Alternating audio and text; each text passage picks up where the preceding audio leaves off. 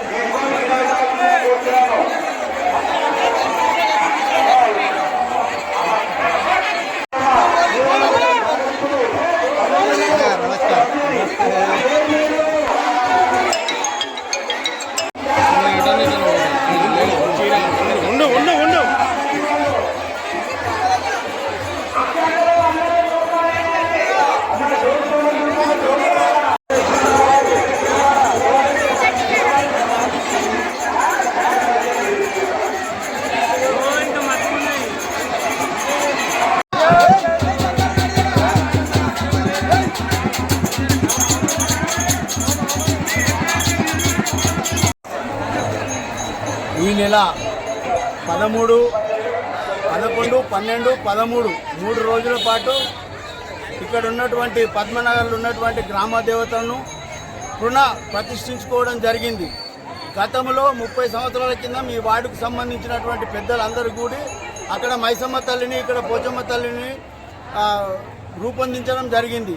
అటు వాటికి ఎలాంటి గుడి నిర్మాణాలు లేకుండే ఇప్పుడు ఇక్కడ ఉన్నటువంటి ప్రజలమందరం కూడా చందాలు వేసుకొని మరి ఆ 2 గుళ్ళ నిర్మాణం చేసుకొని 11, 12, 13 తారీఖు నాడు పునఃప్రతిష్ఠ చేయించుకొని ఈరోజు ఇంటింటి నుండి ఒక్కొక్క ఇంటికి ఒక బోనం చొప్పున దాదాపు 1000 బోనాలు అమ్మవారికి బోనాలు సమర్పించుకోవడం జరుగుతుంది. ఒక జాతరలాగా ఈ పద్మనగర్లో మహా గొప్ప జాతరలాగా ఏర్పరచుకొని ఇక్కడున్న ప్రజలమందరం కూడా మమేకమై ఆ తల్లుల దీవెనలు మాకు ఉండాలని మేము మనస్ఫూర్తిగా కోరుకుంటున్నాం.